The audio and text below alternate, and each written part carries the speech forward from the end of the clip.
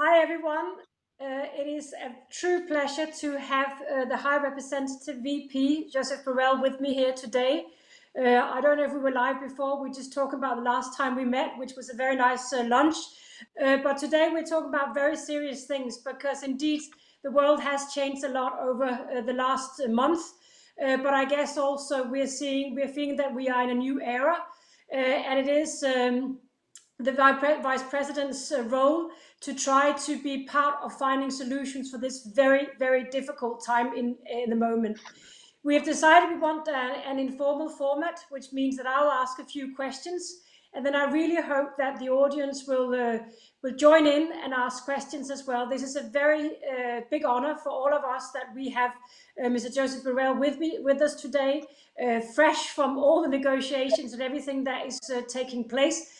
So please use this opportunity to ask questions and enlarge your knowledge about what we should be doing in Europe to have a foreign policy. But Joseph, if you're ready, I'm going to go right ahead and ask you a few questions. And we agree we shouldn't make it too easy, of course. One of the things that I've noted you said for the last couple of months, I guess, is that this crisis could become a new accelerator for Europe. That so many things are happening that maybe new and important things can happen. I think we need that because we are seeing a situation where we have a US-China relationship which is going the wrong way. We are seeing that our multilateral bodies like the UN and now also the WHO is in big difficulties, and we are seeing our neighborhoods, the European neighborhoods, being in a very difficult position, the EU relations with Turkey, and of course the situation in Libya. So I was wondering, what did you mean when you said that this could be the great accelerator? And what should be our next steps in order to use this as the great accelerator? Well, yes, in economics and political terms, we are used to say the great something, no? The great depression, the great stagnation, the word great we use quite easily. But I think it's true that there is an acceleration of the pre-existing dynamics, but not also accelerations on the sense of movement, also tightening the rules of the game. And the game will be dominated by, let's say, three essential parameters, if I can summarize. First, you mentioned the Sino-American competition, which now covers all field of international competition and potentially forces the rest of the world to take side. Either you are with me or I would say against me, but not with me.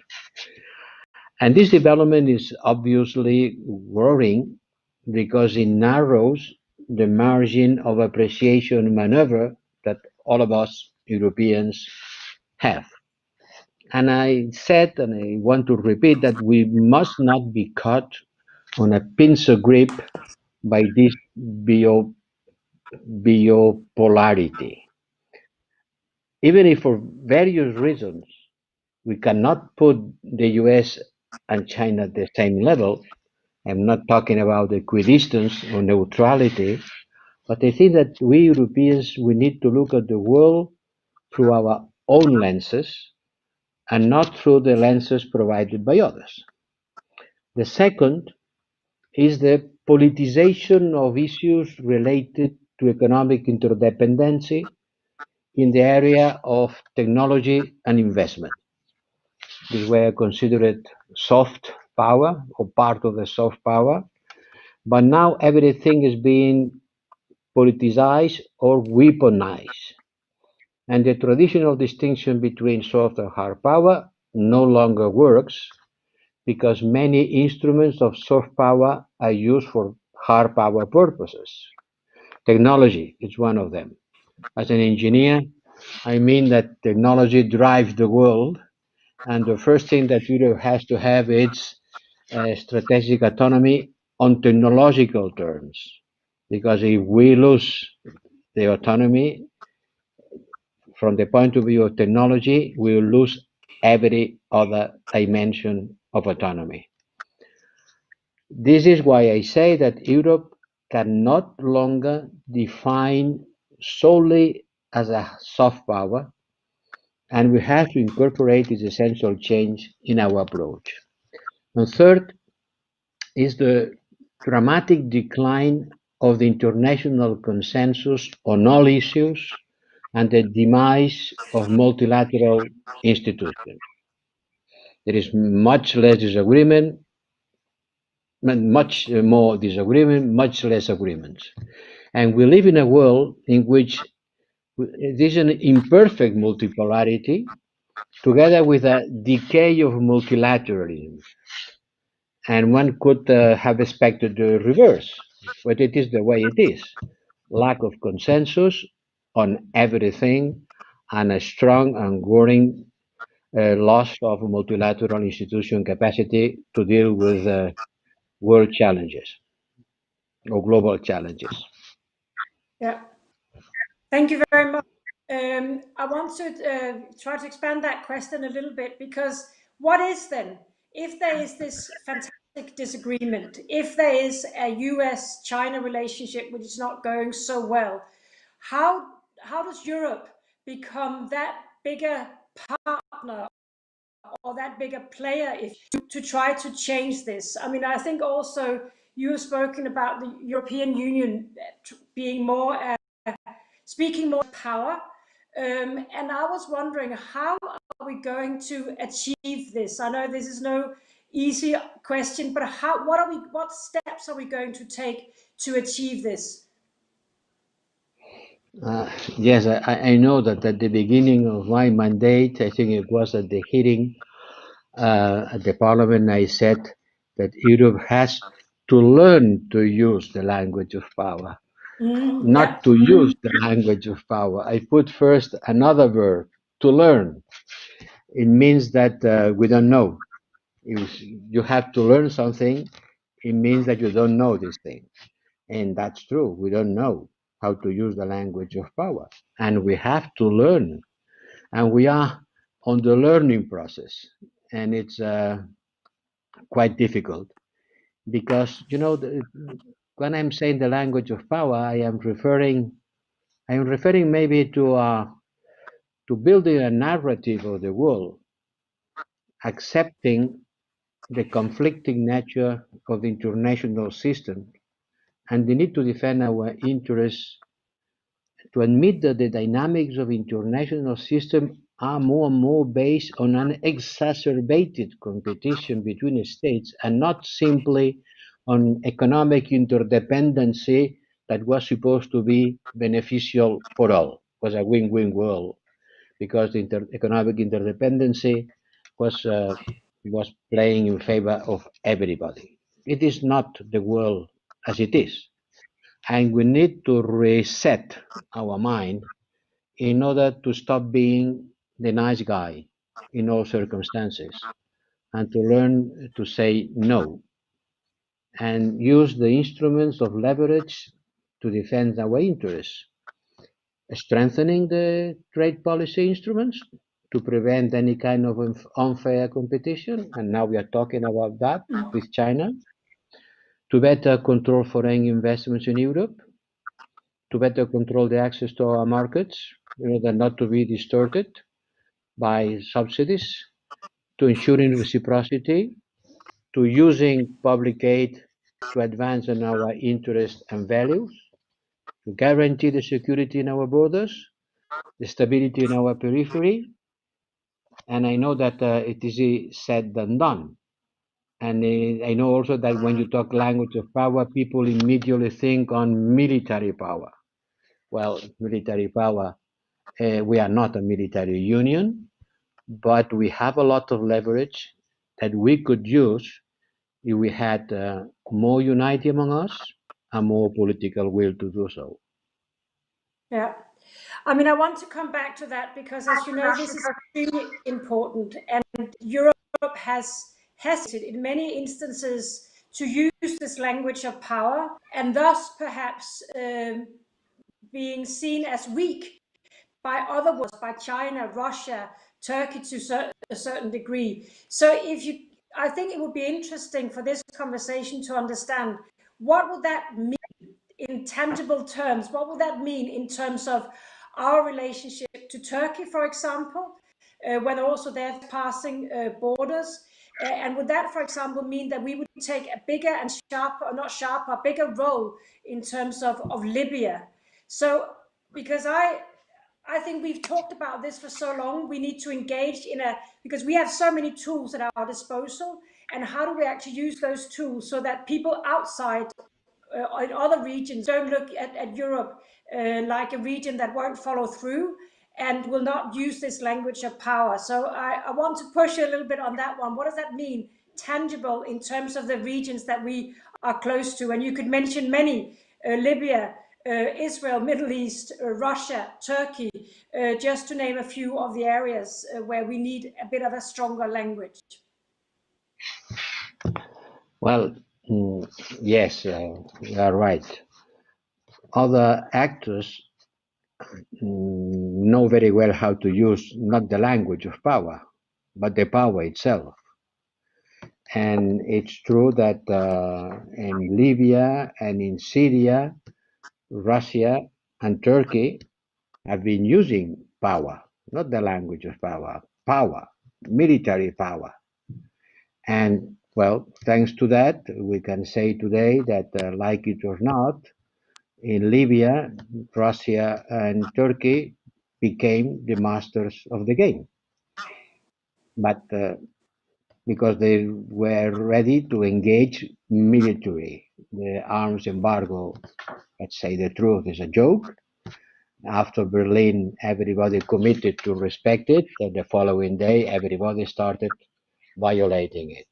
It has been a strong military influence, and the one who has been ready to put more military capacity is changing the game. We Europeans, we are not ready to do so. That's clear. So if you talk about power from the point of view of sending troops or warfare to Libya, it's clear that it is not the kind of thing the European Union or the member states or the European societies are ready to do. We can do things, as I said before, many of them are in the border between putting pressure or use coercive capacities, which are mainly related with economics. But have to recognize that you say, which power have you been using in Libya? Very few, because in Libya now the game is a military one, and we are not playing this game. We have a military mission to try to control the arms embargo partially, very much contested because it's a mission only on the sea and in the air. And we have had some incidents in which the Navy who was engaged on this control had to respect the rules of engagement, which prevent what would be an open confrontation, which is not in our project. But I insist, we have much more power than the one we use, because when the moment comes to use it, not everybody agrees on using it. For example, I'm talking about some hot issue, annexation, the announced annexation of the Jordan Valley by Israel. It's clear that the European Union could, if he would, use a certain capacity of influence, but there is not unanimity to do so. It has not been unanimity in Libya, and different member states has been supporting different parts in conflict. So the first thing to use power is to get more united and insight among us, to share a vision of the world. I said many times, we like a certain strategic culture. We don't understand the threats equally. And this is something that has to be built, and it's not going to be overnight, because it comes from the history. It comes from the past experience of the nation state, from the European Union. When you talk about the threat on the eastern border They are completely different than the one from the southern border. Not everybody feels the same. But we are trying to work on this thing, reacting, I think, more quickly inside the European Union. You cannot be using power outside if you are not powerful inside. And may I say, the answer to the economic crisis created by the virus has been much quicker and much stronger than the one in front of the euro crisis? I think so. I think that internally we have improving a stronger capacity of action, which is the first step to be considered a stronger action with the rest of the world. So when I completely know very well that many of the obstacles to have a solidarity within the European Union also in our relations is because member states can't agree. I mean, you and I both sat at that table, and it's very obvious that sometimes when you can't take a step that seems logical, it's because member states can't agree, and this is a specific issue around these policies. But then you also think if you want a broader levers of action, Brother, I'm losing your voice. and also looking at the Americans saying that now they might withdraw NATO troops from Germany. I'm losing the. Oh dear. I'm sorry. Now your voice has gone. We're frozen. Can you repeat, please? Yes, can you hear me? Now, yes. Yeah, okay. This is a classic. I want to return to the hard power that we might have, because now we have the Americans also saying that they might want to withdraw troops from Germany. And for a long time, we have talked about Europe and a new focus on European defense. Would that be something that you would try to push, a closer cooperation and defense?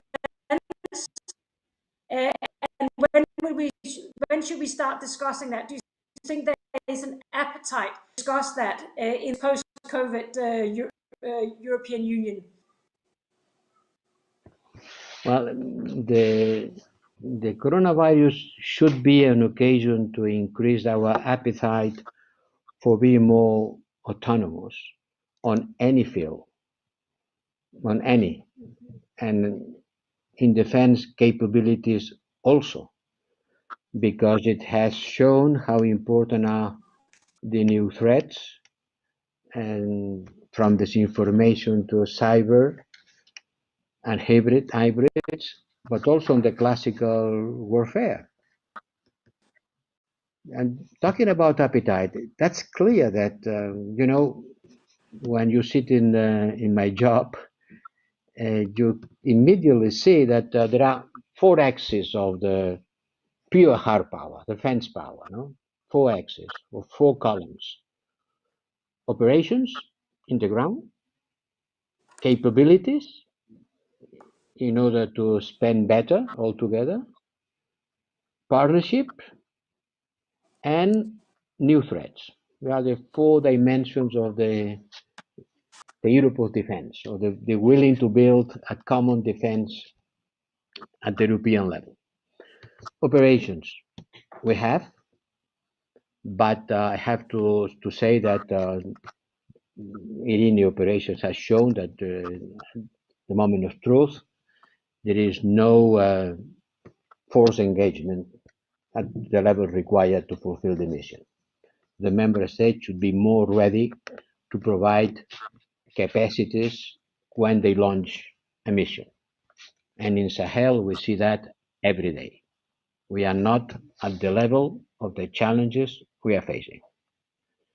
No one can do it alone, but in order to do it together, we should be more ready to do so. On capabilities, we have a PESCO, and it was a good idea. It's a good idea. It goes too slowly. The projects are not being developed at the pace required. Let's hope that with economic incentive coming from the defense fund, we could do more on this side. But it's clear that we have to reorganize our warfare, having 17 different types of tanks. We are not going to be competitive. We could spend much less, being more efficient. And on partnership, there is the eternal debate. No? Every time one talks about Europe of defense, someone comes saying, you want to leave NATO, or you forget NATO, or you dismiss you belonging to NATO. And I have to say once and again that there is not alternative to NATO, even financially, to the territorial defense of Europe, but Europeans should be able to deal with the problems of their neighborhood because only we will be the one that can face them. The Americans are retreating. They're not going to leave Iraq to go to Sahel. No? In our neighborhood, we should be able to face the problems. And for that, we should have more capacity, an European capacity. And with the new threats, be it disinformation of hybrids, we know how powerful they are. And these are not the threats that NATO is going to take care of. Article 5 of NATO, you don't see very much how can be used in order to fight an hybrid threat, which is not purely of military nature. It's partly, but not entirely. And there also the Europeans should be able to build something that can be used by all of them together. But you know what's happening with life, no? Only when a crisis came, there is a reaction. Look what has happening with the pandemic crisis. Without the pandemic, we will not be today talking about launching 750,000 million of debt, mutual debt launched issued by all the member states together. So maybe we need crisis in order to develop our capacities. Let's hope that the crises are not going to be too big and that we were able to develop our capacities in order to face them. Okay, you answered that very clearly, and not everyone actually does say that this is the direction that we're saying at the European level. I can see the chat now. I do have other questions I would like to come back, but a few questions from the chat connected to the COVID health crisis that we have, because someone is asking if you manage the COVID health crisis well and united. That would be a hard, soft power that we could sell to the rest of the world. But I think there's two questions in this. Have we managed well as a European, and do you think that the will gain some kind of power because we have managed best? I'm not sure I got the message because your voice comes cut it. You were saying about if the Europeans have managed well the crisis? Yes, and if that. And thanks to the fact that we have managed well the crisis, we have more, let's say, credibility or more soft power or more influence in the world. Well, first, let me say one thing that we at European member states, we have managed to control the crisis, the pandemic crisis, from the health point of view. But globally, this is not the case. The number of infected people at the world level is increasing, continues increasing. That's what the World Health Organization warns us.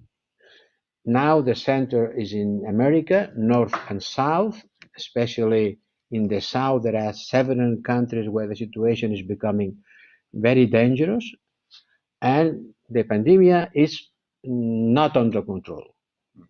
Have we managed well? Well, thanks God we have a health system among the best of the world. 40 times more doctors in Europe than in Africa per capita, 40 times more, not to talk about intensive units in the hospitals. For sure, we manage better than others.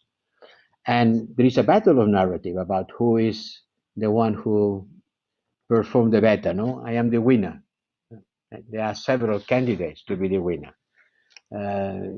China is saying that he has been doing very well. The US also, in spite of all the difficulties they are facing. I think that we in Europe, thanks to our good health system and a disciplined society and good socioeconomic circumstances, we have managed quite well.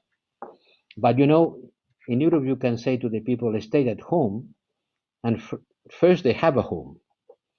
And you can tell people, wash their hands, and they have water.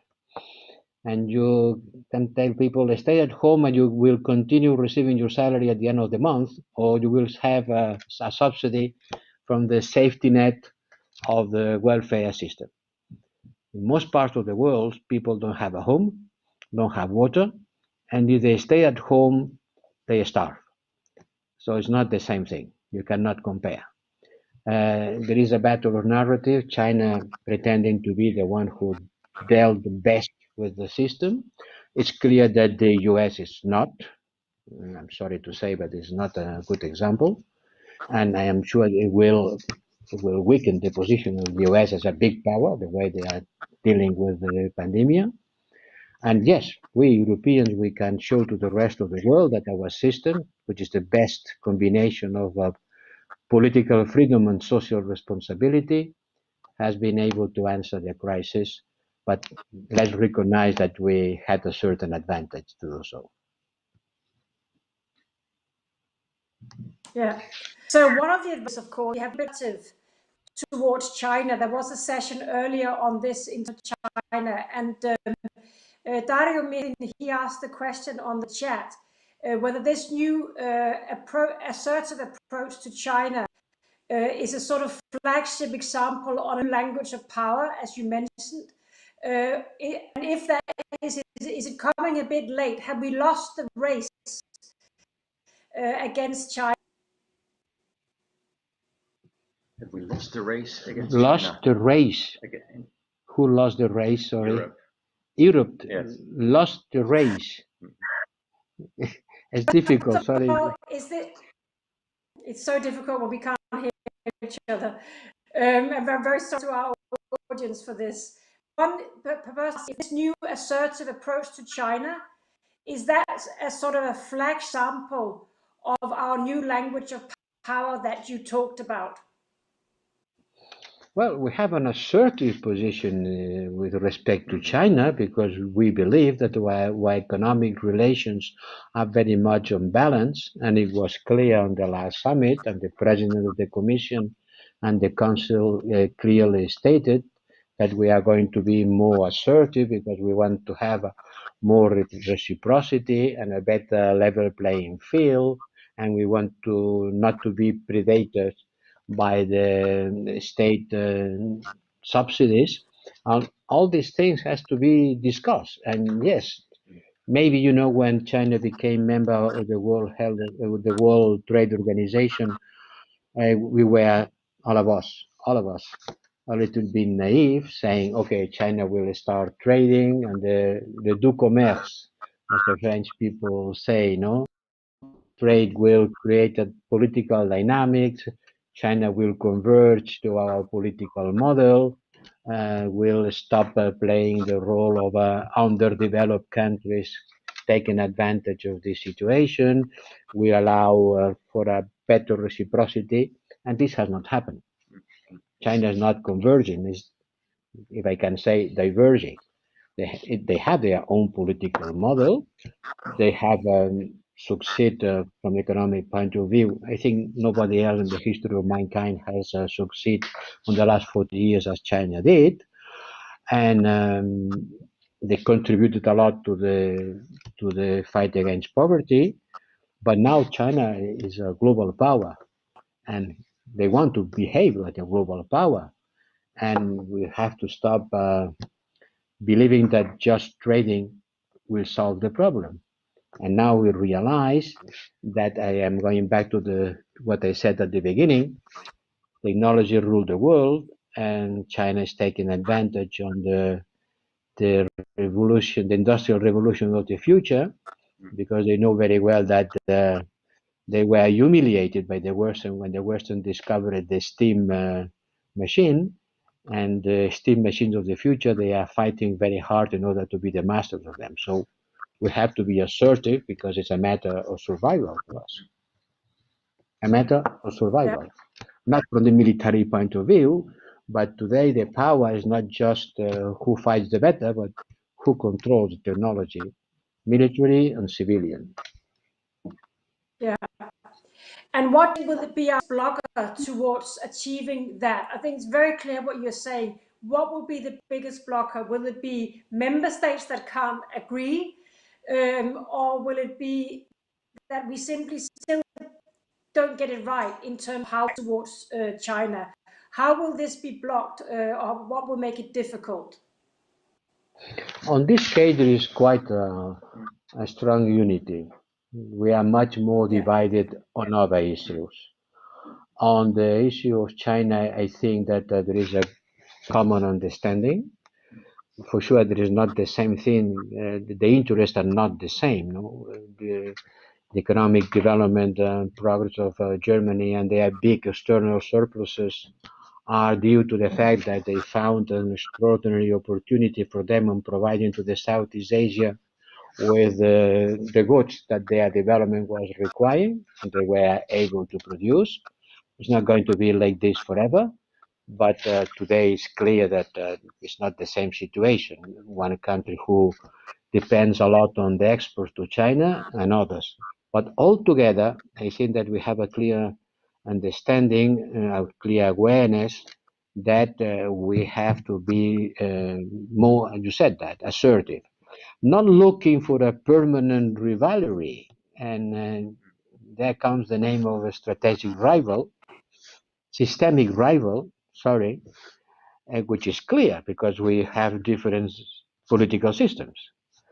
But one thing is to be systemic rival, another thing is to look for a systematically rivalry, which is, I don't think, what we should pretend.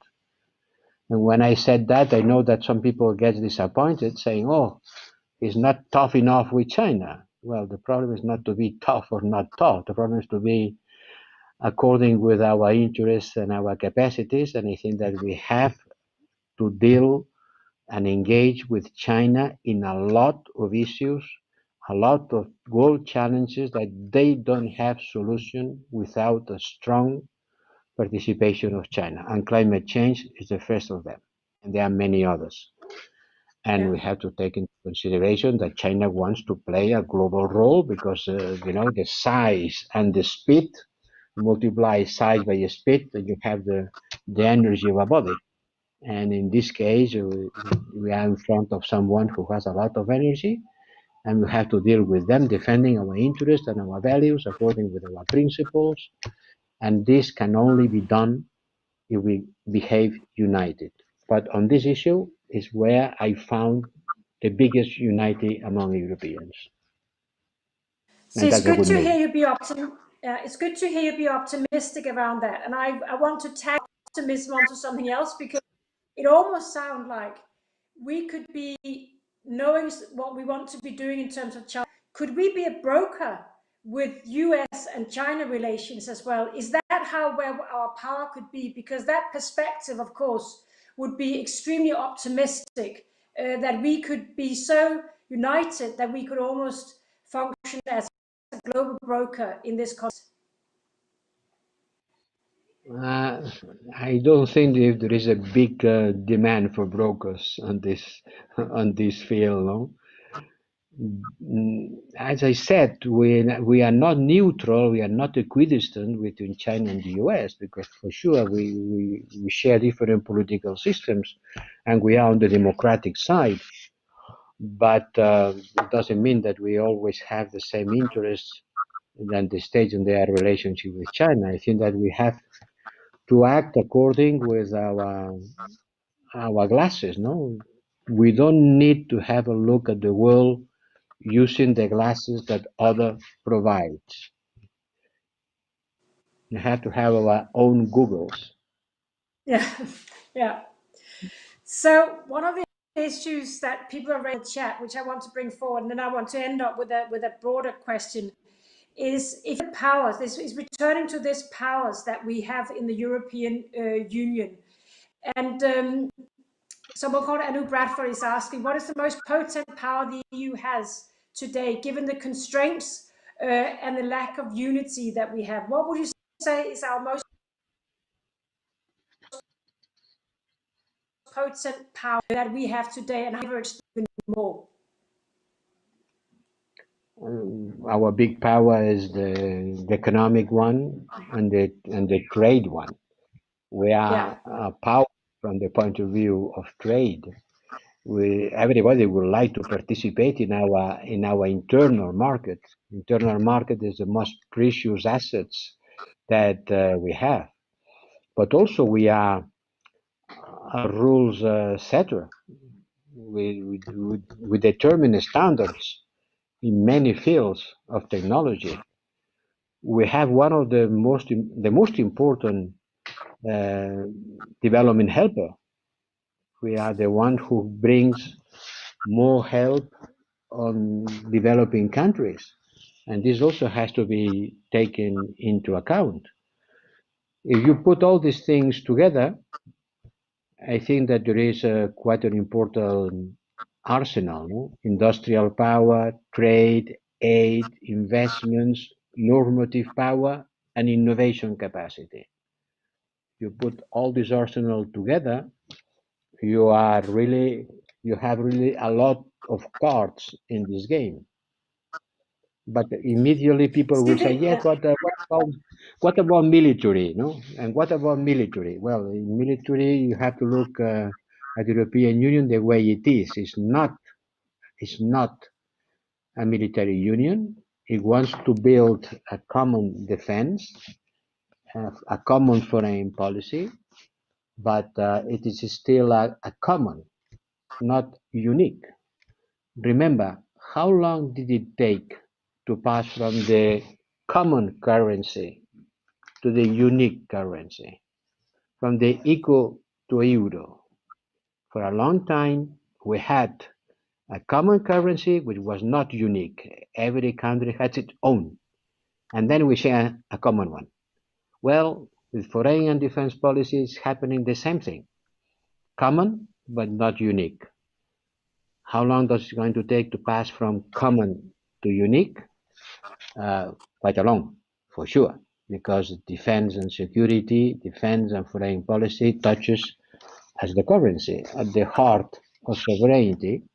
And you know, every time you pronounce the word sovereignty in the debates here in Europe, there is a levé de bouclier, no? The shields are immediately high because there is a controversial word that it was federal or fiscal. Today is sovereignty. Yeah, that's so true. And everyone wants their own sovereignty, but at the same time, they want Europe to do more a certain problem. So it's a little bit to combine.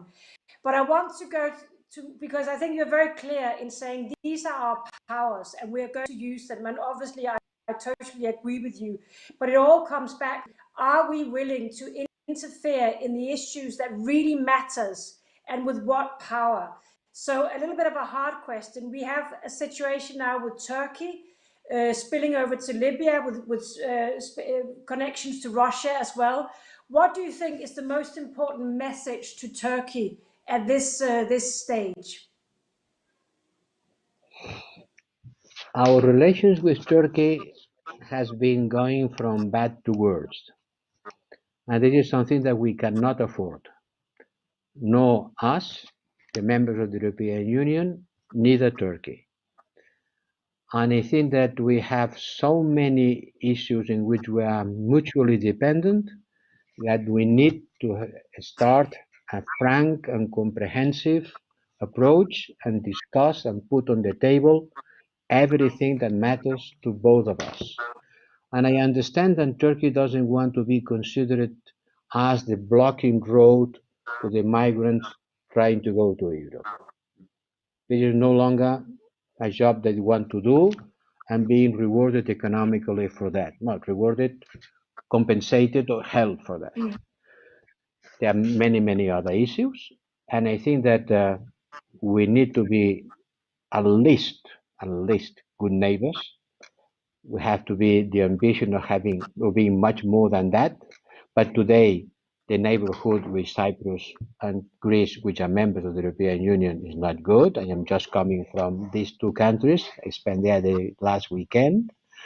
And I think that we have to support the territorial integrity of these countries in front of any issue, but we have to de-escalate and to start a frank, thorough, complete dialogue with Turkey in order to avoid this negative process of claims and reclaims, which is poisoning our relations, and we cannot afford it.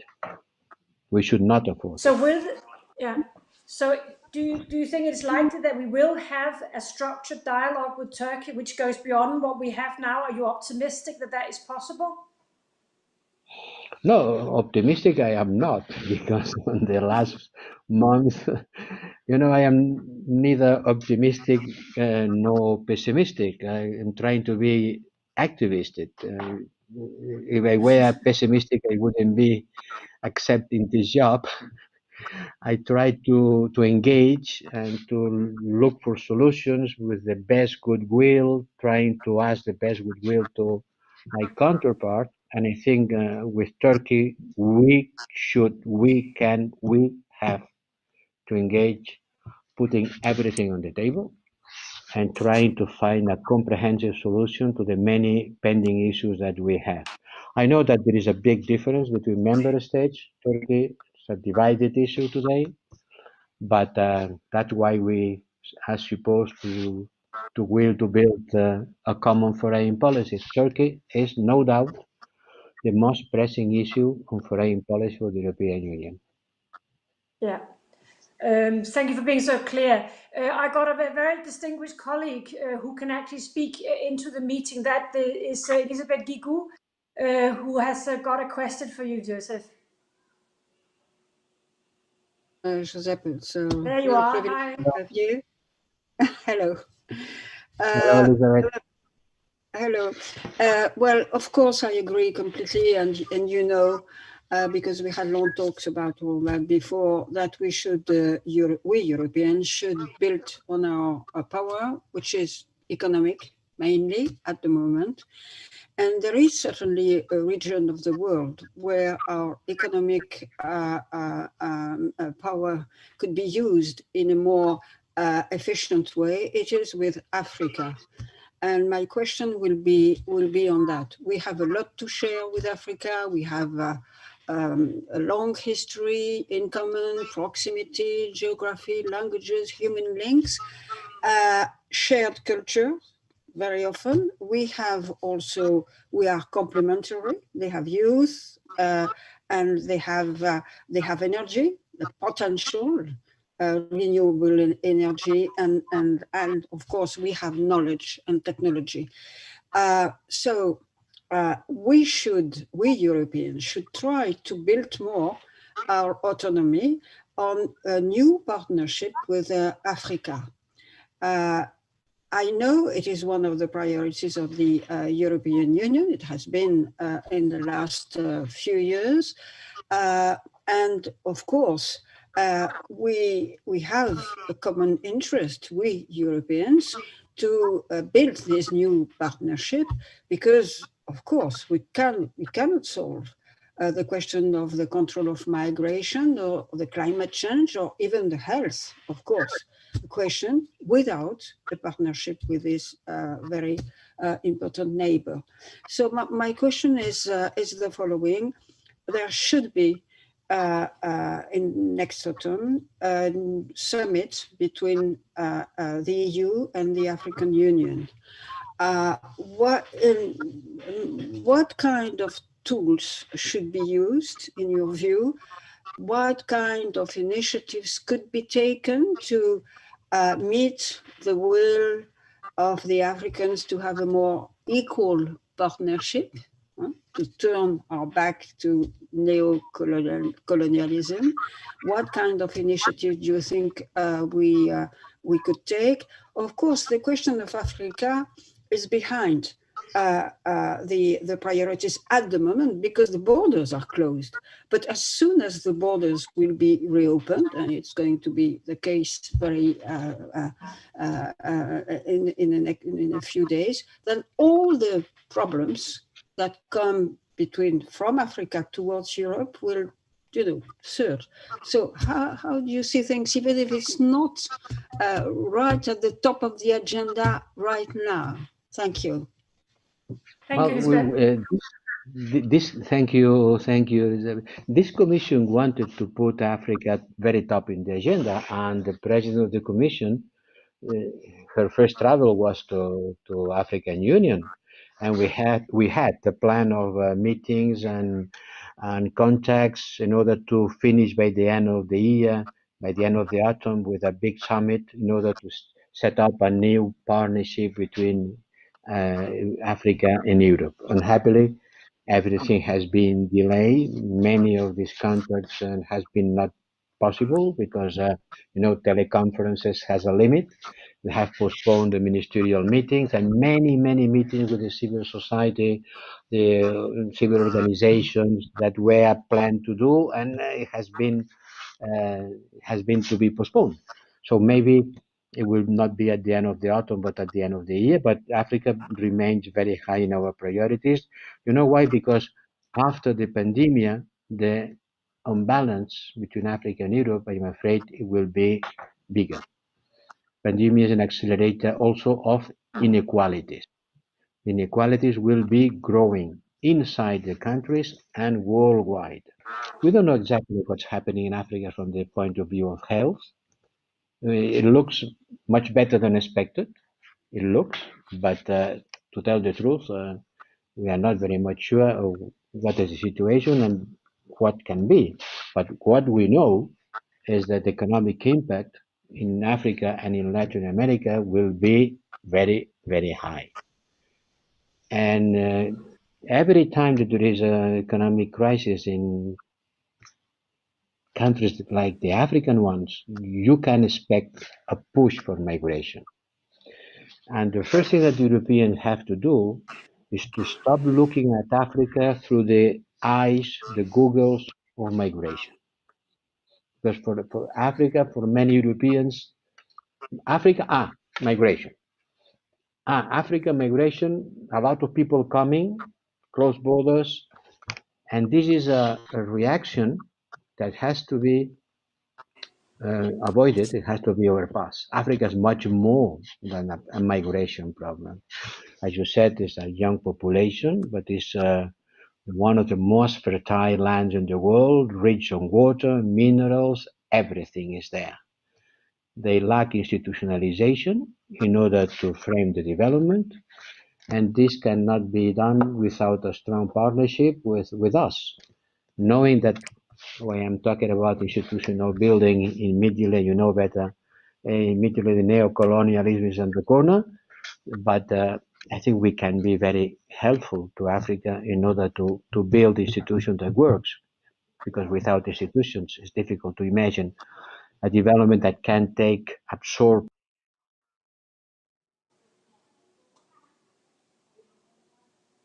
future. And the first thing that we have to do, we Europeans, is to understand that Africa doesn't exist. There are several Africas. We cannot say Africa. Africa, which is in common between the Sahel and South Africa, which is in common between Somalia and Congo, between Egypt and Angola. They are different parts, different problems, but when you see how much related we are and how much close we are, if we don't succeed on helping Africa to a development, we are going to suffer the consequences. And that's why when people claim that we are helping Africa too much, I'm saying, no, to help Africa is to help ourselves. Yeah. The 36 billion euros that we put on the table to help the health system in Africa is the best way of helping us to get rid of the pandemic. And this is something that has to be explained. It requires a lot of pedagogy, and foundations like the one that you manage and many others can be of much help to this pedagogic activity. Yeah. Thank you so much, Joseph. We have about 2-3 minutes to finish. I want to ask you the final question here, which is basically, now we talked about Turkey, we talked about Africa, we talked a little bit on Libya and China. You have 4 years left, at least, as a commissioner for this field. When you look, if we think to 2024, what are your main things that you will have achieved when we get to 2024? What would you like to look back at, and what are you starting to do now? And you've got about 3 minutes to say these last words about what is your biggest ambition for the tenure and the big task that you have been given now. I'm not going to give an answer geographically speaking. I think the most important thing is to build a strategic common culture among Europeans. Yeah. To have the feeling that we share the destiny and we share the threats. And we have to put more things in common from any point of view, including military. And secondly, that our neighborhood is our problem. That nobody else will come and help us to solve the problems in the Balkans, in North Africa, in the eastern border, or even in Latin America, that culturally can be understood, as I'm a Spaniard, as our also neighborhood, although there is an Atlantic in the middle. But we will not be able to have a foreign policy without having a common understanding of the world. And this is something more difficult than just to make an agreement in a specific circumstances. It is the way of building a common identity that allows us to play a role in the global world. We will not be playing a global role if we don't understand the world on the same way. So if in 5 years from now, Europeans feel much more Europeans with respect to the others, this will be a success. Because at the end, the European Union was created to solve intra-European problem among us. Now it's more or less done, a lot. Now we have to try to be Europeans because we are able to project our identity to the rest of the world to participate in the solving of the global issues that they didn't exist at the time of the Treaty of Rome. And now they are the most important challenges we are facing. No, I can say I will solve the problem with Kosovo, Serbia, I think maybe, this is but more than a this is a specific very good. issue, Yeah, I think it's this is a better very to good answer indeed. the deep roots. Yeah, no, it's an approach to how we are going to think, the values and the way we are approaching the rest of the world. And I really appreciate what you're saying about the neighborhood, because that's also a very bold move that the EU is saying, this is our task. This is where we have our role, global role. So we need to finish here. I want to thank you so much for your frank Thank answers, you. for your Pleasure. optimism, and also for really giving an insight to your thinking about these vast issues that we've been through today. So thank you so much for the conversation. It's a great honor for all of us to have you here with us today. Thank you so much. Looking forward to having lunch with you another day. And thank you to all of you who participated in our conversation today. Thank you. Thank you. Yes.